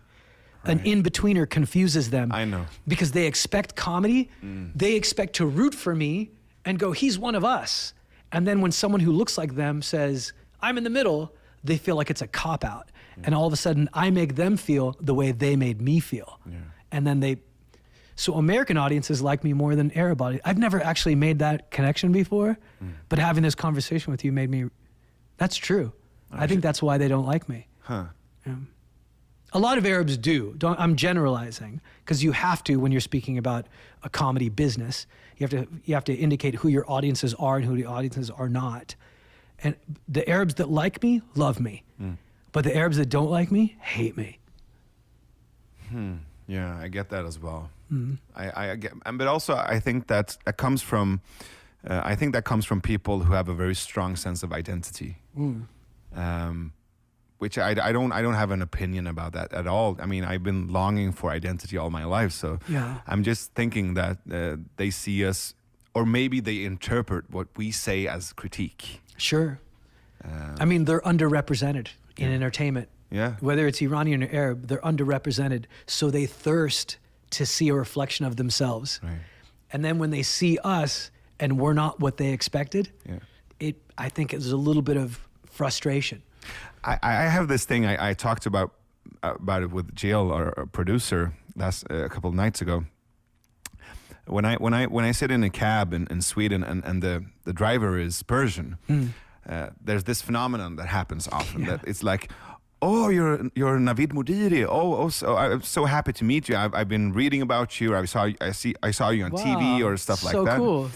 And often they say, I'm proud of you, my son. Wow. And that doesn't really sit with me. I get first of all, I get annoyed, and then I'm ashamed because of I get ashamed of myself because I'm annoyed. Because I want to say, so I'm polite, so I say thank you, of course, but then what I want to say is I don't want you to be proud of me because I'm Persian. Yeah. I want you to be proud of me because I'm good. Yeah. I get that.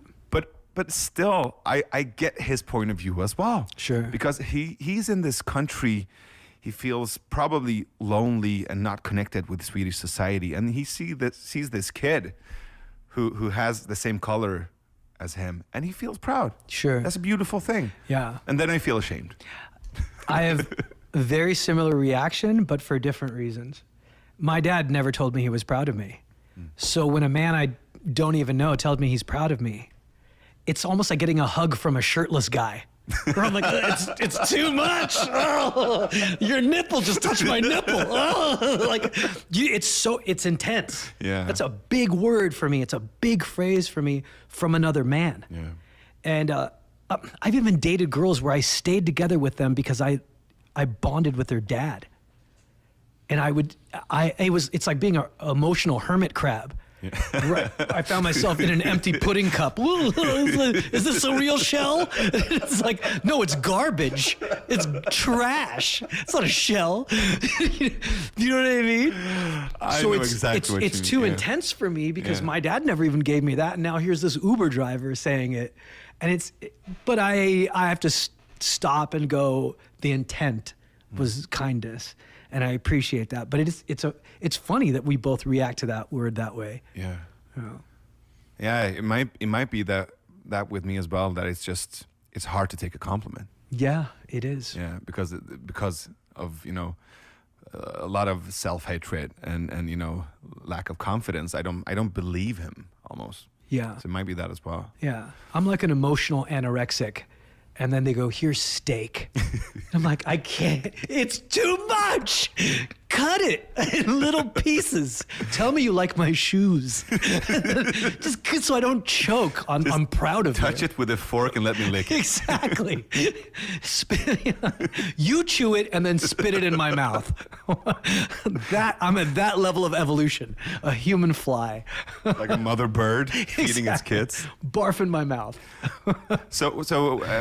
I'm still curious about what who your favorite comedians are. Oh, I'm sorry. Richard Pryor. Yeah. George Carlin. Yeah. Oh my God. And then Joan Rivers is huge for me. And I'm going to say something weird. Muhammad Ali. For sure. Huge. Yeah. He's just Jim Jeffries,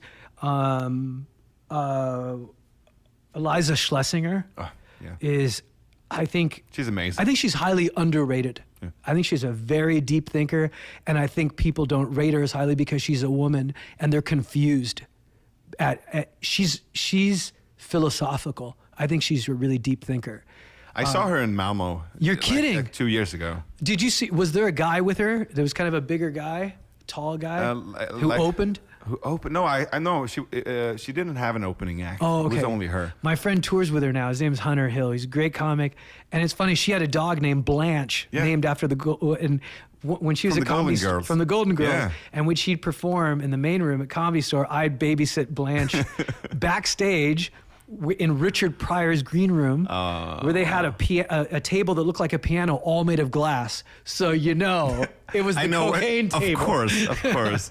Yeah, like I bet if you lick that table today, you'd get high from 70s cocaine. Have you heard about the George Carlin? I think it was Anthony Jeselnik when he was on. I love Jeselnik. He's performing at the Comedy Club Monday?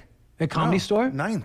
At Comedy Store? Here. Oh, cool. Yeah, we should go. I would love. Yeah, I go there almost every night, so I'll meet you there, and I would love to. Yeah, I'm a big fan of Anthony Jeselnik. I like his first special, like his first Netflix special, a little bit more than the second one because it wasn't that dark on the second one.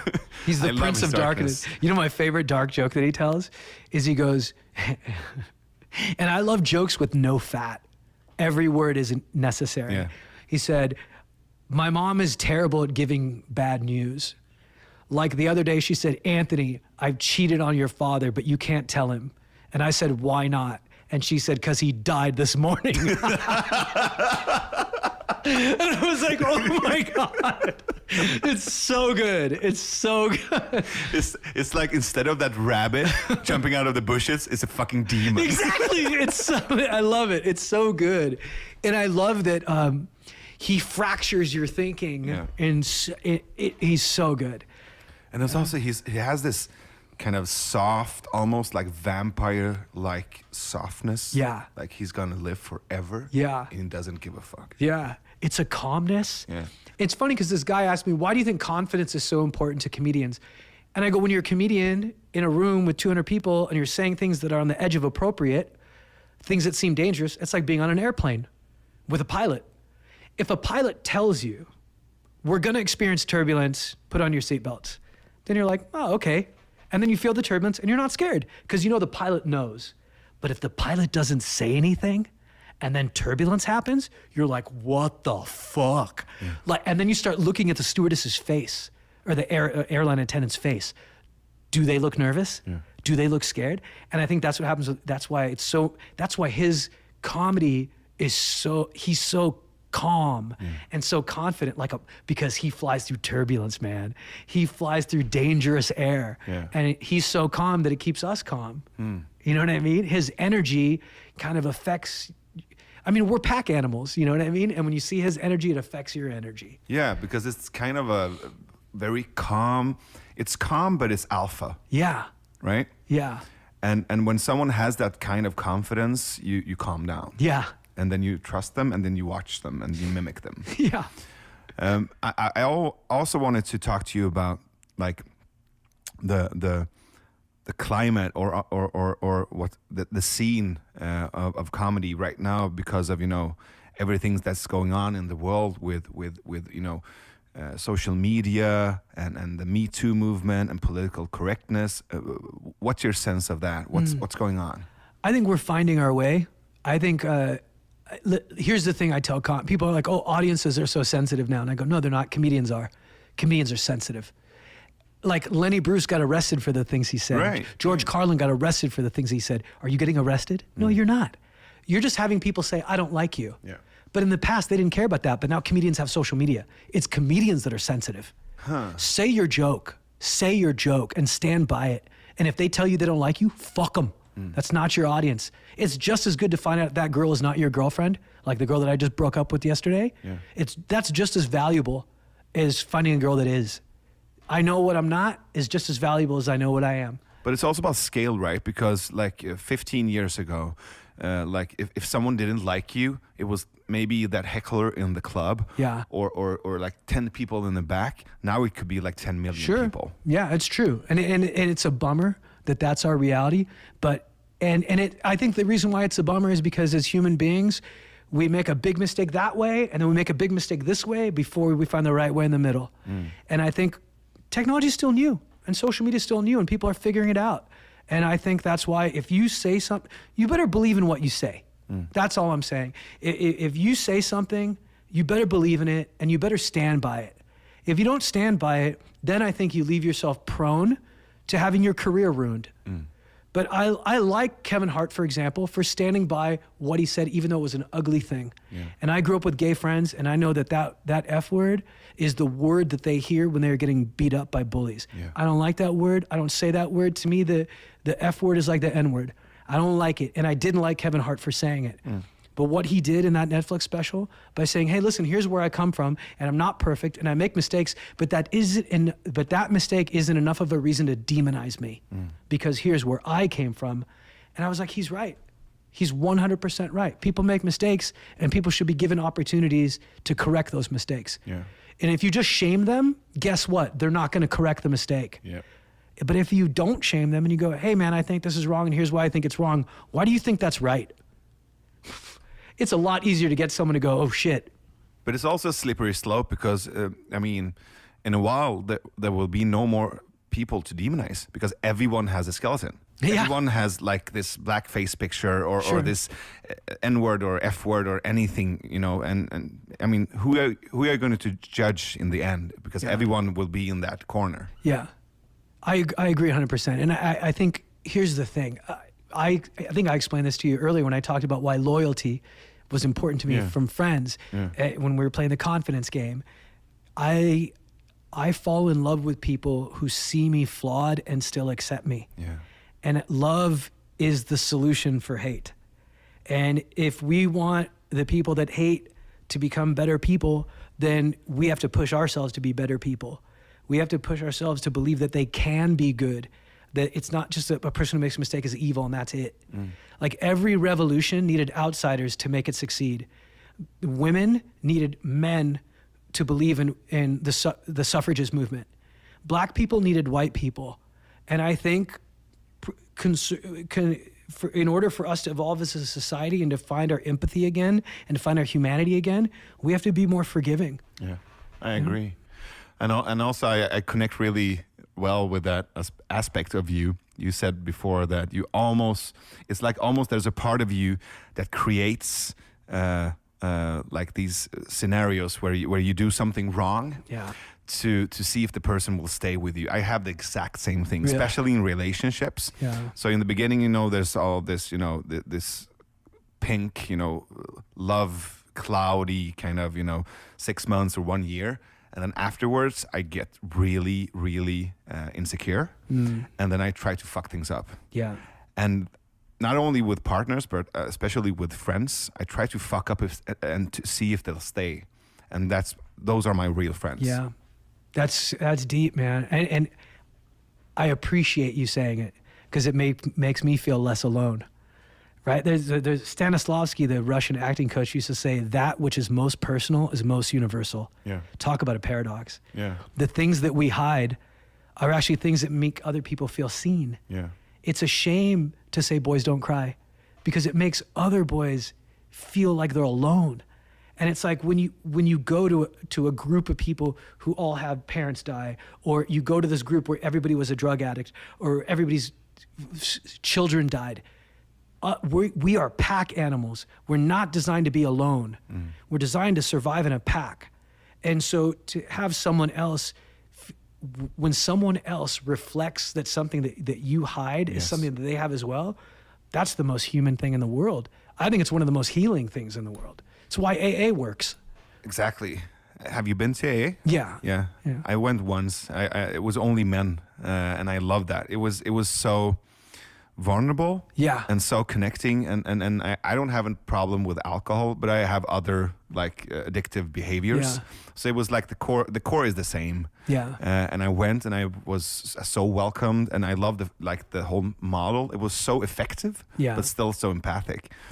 But when you talk about that kind of reflecting, I think about Brené Brown. You know her? Yeah, of course. Yeah, she's amazing. I love her TED Talks and her books. Yeah. And when she talks about vulnerability, she talks about it as a volume button. You can oh, wow. you can raise it and you can lower it. And when you raise your volume of vulnerability, when you raise it, you create empathy. Because it's like saying, I'm sorry, or I don't know, or I was wrong, or I also have darkness. Yeah. I also try my friends by fucking up. When I say that, I raise my level of vulnerability and we connect deeper. Yeah. But I can also lower it. And what happens when I lower my level of vulnerability is that I create shame in myself and in you as well. Yeah. So that image is always with me when I do my conversations. It's like you said before, if you want someone to listen to you, you need to listen to them. Yeah. And if I want to connect with you, if I want you to be vulnerable and open, I need to be vulnerable and open as well. Yeah. So that's what like a really meaningful conversation or a podcast episode means to me, is an ability to, or a possibility to connect, but also for all the people who are listening right now. They're listening to two men, one Persian and one Muslim Jew, talking about their emotions, about their dads, about existence, about love, about connection. And I think that's a healing place to be in. I totally agree. I love that you said that. Yeah. So, man, we've almost done 2 hours. Amazing. I didn't think it was 2 hours. Wow. So you want to go up to the pool and grab another glass of wine? Sure. This is good fucking wine, by the way. It was nice, though. It tasted like a Mercedes. Good. So, Tamer, thank you so much for being the first guest on the How Thanks Can We for podcast. having me. I'm really Trevligt att träffas. Detsamma. And I'm really looking forward to talk more with you, man. Thanks, bro. Absolutely. It was maybe nice to hang make out a new at comedy friend. store. 100%. Yeah, you got to come. I would love We'll to. hang out. It'll be fun. So my last question is, we'll be here in LA for another 3 weeks. Who do you think we should meet? Who do you think I should talk to? Let me think. Let me put some thought to it. I don't want to give you a quick answer, but there's definitely some people I can recommend. Absolutely. But I want to put some thought. I have a friend who was a guest on my podcast named Shark. Shark is his nickname. He's from the Ukraine. He's a boxer. And he was an Olympic level swimmer. Shark at 18 years old had a heart attack and flatline, died, and then was brought back. They saved him and then he became a boxer. He's a great boxer. He just got diagnosed with cancer about 4 weeks ago, and you should see this guy's Instagram videos. He boxes. He's like, here's how I'm gonna beat cancer. And he has these videos every day where he trains, he boxes, he goes on these 4-day fasts so that he won't experience side effects from chemotherapy. He has a YouTube video titled, Here's How I Got Cancer. And he believes that he got cancer when he was in America swimming for this university, but back home the war was happening in the Ukraine. And people he loved were dying, and bombs were going off, and he couldn't sleep at night. He'd wake up in the middle of the night, and that stress, he believes, manifested into cancer. But the guy is pure sunlight, pure optimism. He is the definition of a fighter. He's like, he literally has posts going, I'm gonna kick cancer's fucking ass. And he's covered in tattoos, he's bald, he's got a scar next to his eye, but he's the sweetest, kindest, most loving guy. I think he'd be a great guest. I think you'd like him. Shark. Yeah, we'll look Shark up. Yeah, I could make an introduction too if I you would want love over that. email. Thank you so much. He's a neat guy. So for the people listening, where can they get a hold of you? Where can they watch your stand-up or read your posts? Sure. I mean, my Instagram is very active. So at Tamer Kat, and it's at TAMERKAT. And then my website's also a great place, tamerkattan.com. And I post all my shows, and I'm up, and I go to Europe every year. I spend a month in London, and this time I think I'm going to go and have at least a week in Stockholm.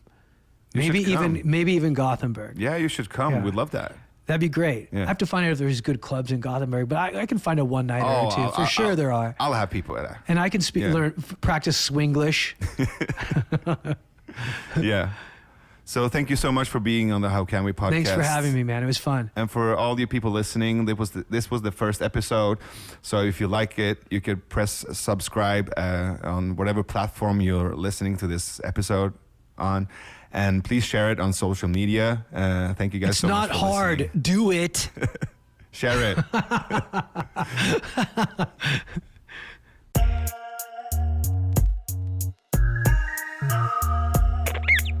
Ja, och det du hörde här var alltså mig, Navid Modiri.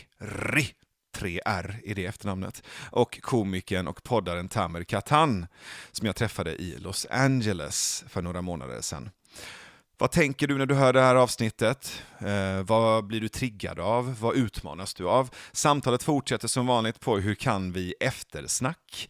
Du går in på Hur kan vi eftersnack på Facebook och fortsätter prata om det här avsnittet tillsammans med andra hardcore-fans, samtalsextremister och skäggiga samtalstalibaner. Vill du stötta oss? Ja, det är klart du vill. Så kan du också få alla våra avsnitt reklamfritt. Det är klart du vill det. Och du får också tillgång till våra Hur kan vi live? Det är klart du vill det. Gå in på patreon.com/hurkanvi. Patreon.com/hurkanvi. Eller så kastar du iväg en swish på nummer 123 124 7733. 123 124 7733 så hjälper du oss att fortsätta göra samtalsaktivistisk podd i lilla landet lagom. Jag heter Navid Modiri. Det här är Hur kan vi? Samtalet fortsätter.